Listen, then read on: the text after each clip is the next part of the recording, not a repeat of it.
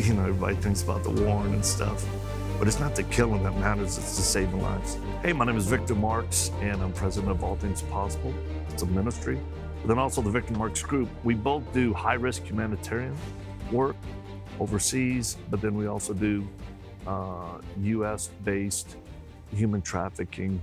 We counter that, so we pursue and we find and prosecute, help with the prosecution, and then we prevent child abuse here in the U.S. and overseas. Once I got a school, I went in the United States Marine Corps, and that was a path that led me both to learn and teach martial arts professionally after I got out, and then became a combative or in-hand instructor for all different military organizations and special missions unit through the years.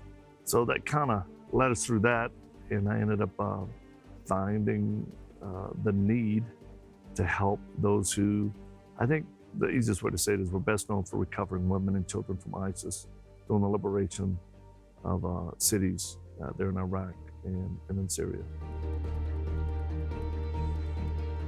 Yeah, it was incredible because the first dog we got was out of a need to have security work while overseas and then here in the US, but also they double as therapy dogs.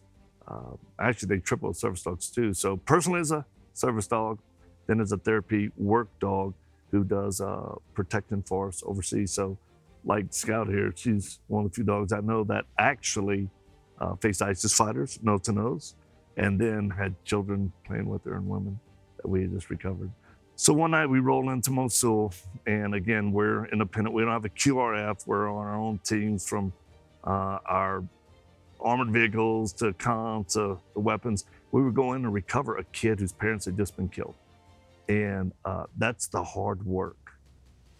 Everybody thinks about the war and stuff, but it's not the killing that matters, it's the saving lives. Sorry.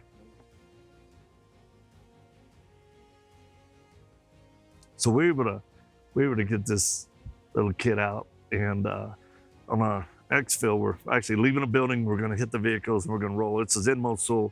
There's fighting going on, and an ISIS commander had just been captured. And where we were embedded with the Iraqis at the time, I had been wanting to talk to an ISIS fighter, and eventually I talked to many of them. But I remember his hands tied behind him. He's sitting down, got I put Scout here right on him, and I was just like, don't let him move.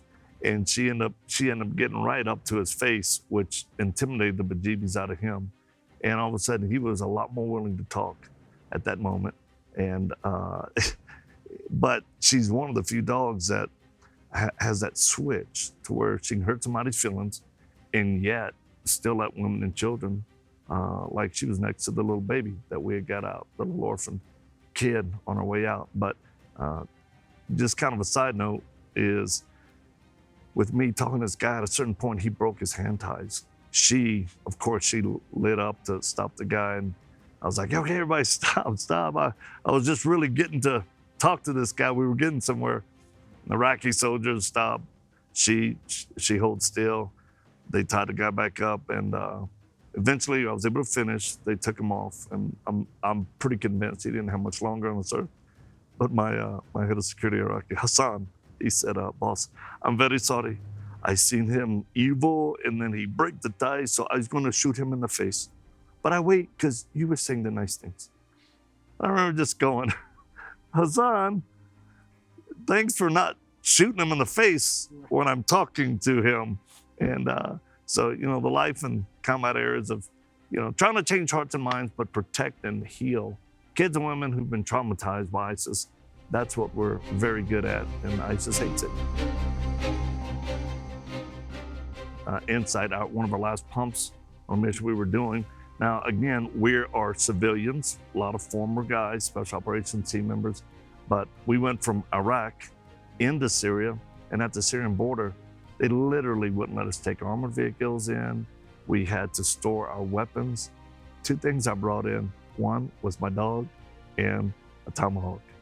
And we were able to, under the most crazy conditions, make it to a ISIS confinement camp where we were able to bring in resources to help them, children, to try to counter the message of what they're being fed. And because we always do believe there's hope for people who are what we consider in darkness, and always trying to help overseas, because if we stop it over there, it helps us over here. We go to military bases, we do dog demos, we tell the stories of the work that we do, and it really inspires people to appreciate working dogs, and then obviously the gear that we use to get them there. Hey, a big shout out to Ray Allen Manufacturing. They've been our partners in this for gear that is both top of the line, professional, and you can always count on it when it matters the most. And I just encourage anybody from any agencies watching, all the way to people at home who are tired of things that break, that may look good, but you want solid gear, man, do the investment, start a partnership with Ray Allen. We did, and it's saved many lives. Look, if people want to follow us, we're happy to have them join our social media team, an army, because I think we have close to 500,000 people following us right now, which is humbling and exciting. So Instagram, Facebook, YouTube, any of those channels, we're on Twitter, and they can just Google Victor Marx, and even our website, victormarx.com, to find all the information they want, and we appreciate